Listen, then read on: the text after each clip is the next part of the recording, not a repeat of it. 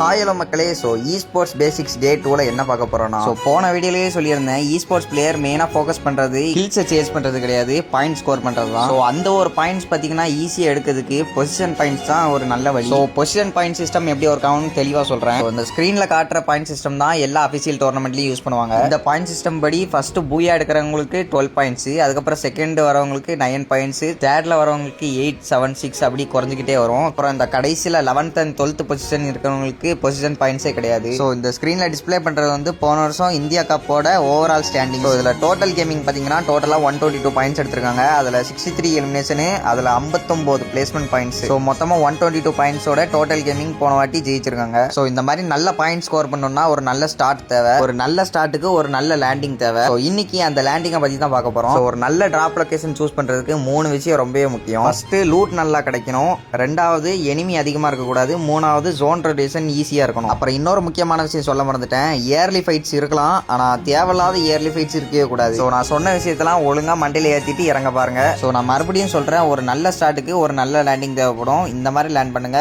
கண்டிப்பாக உங்கள் ஸ்டார்ட் சூப்பராக இருக்கும். ஸோ டே 1 யாராவது பார்க்கலன்னா இந்த வீடியோவோட லிங்க் பண்ணி வச்சிருக்கேன், போய் பார்த்துட்டு வாங்க. ஸோ டே 3க்கு பார்த்தீங்கன்னா ஃபாலோ பண்ணி வச்சுக்கோங்க. பாய் மக்களே.